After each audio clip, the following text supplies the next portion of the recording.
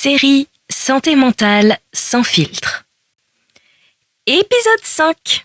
La charge mentale. Je la soulève tous les jours, mais personne ne m'a filé de gants. Tu sais quand j'ai compris que j'étais en train de me noyer dans la charge mentale ?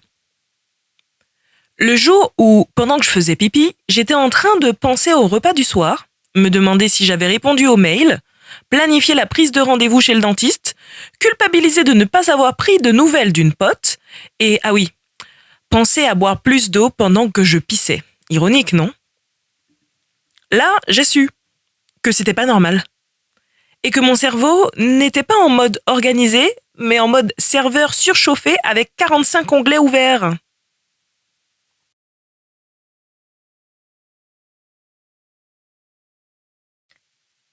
C'est quoi la charge mentale concrètement ? La charge mentale, c'est pas juste penser à beaucoup de choses. C'est devoir penser à tout le temps, pour tout le monde, sans relâche. C'est pas le nombre de tâches qu'on fait. C'est la gestion invisible de l'ensemble du système. Planification, anticipation, coordination, organisation.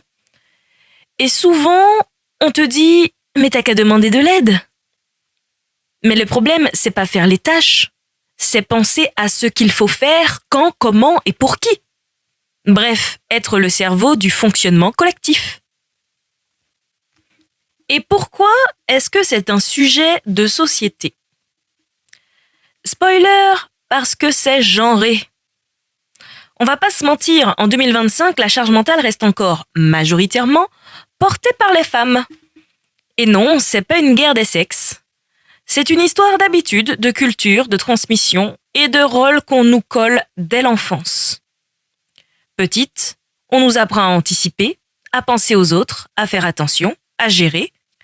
Mais on a oublié de nous dire que ça allait devenir un poids qu'on traînerait tous les jours jusqu'à notre sommeil. Et puis un jour, on se rend compte qu'on n'est pas juste fatigué. On est épuisé de porter le mental collectif, à la maison, au travail, dans les amitiés. Et la charge mentale affective.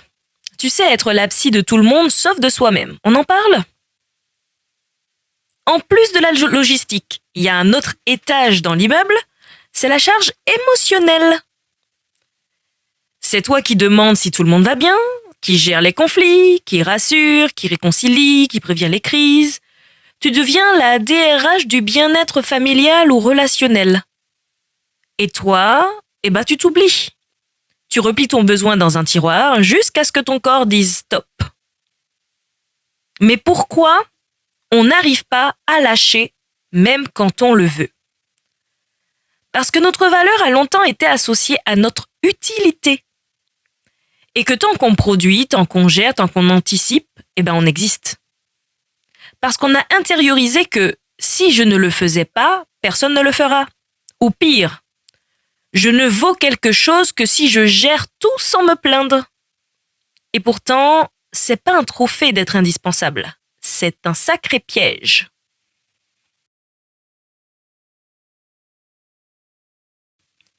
La minute réflexion sauvage. Tu sais, la charge mentale, c'est un peu comme porter un sac invisible. T'as l'air de marcher normalement, mais chaque jour, on y rajoute un truc.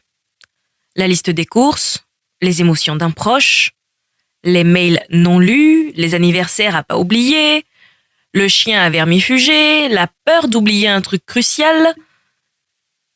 Et parfois, t'as envie de poser ce sac juste un instant. Mais il n'y a personne pour le prendre. Ou alors on te dit « fallait demander ». Moi, ce que je veux, c'est pas juste déléguer une tâche. C'est être vu, reconnaître que ma charge mentale est réelle et que j'ai pas à la mériter pour exister. Je veux pas être une héroïne. Je veux juste pouvoir respirer, penser à moi et ne pas m'écrouler à 21h parce que j'ai pensé pour tout le monde sauf moi.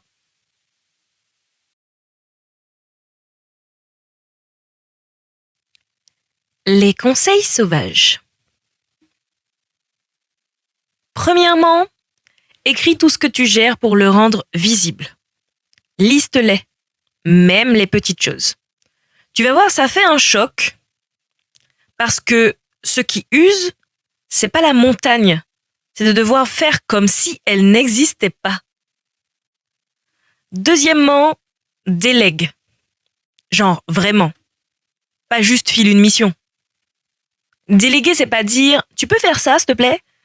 Non, c'est dire « à partir d'aujourd'hui, c'est toi qui penses à ça. » Et tu ne vérifies pas derrière, même si ça te démange. Troisièmement, arrête de mériter ton repos. Prends-le, point, c'est tout. Ton repos, c'est pas une récompense, c'est un droit. Et si quelqu'un te fait culpabiliser, c'est qu'il a intérêt à ce que tu sois crevé. Quatrièmement, si t'en peux plus, parle. À un ou une psy, à une amie, à ton corps. Parce que parfois, la charge mentale devient burn-out invisible. Et il n'y a pas de médaille à souffrir en silence. Tu peux toujours aller dans un CMP ou consulter grâce au dispositif Mon Psy ou même voir si ta mutuelle rembourse des séances.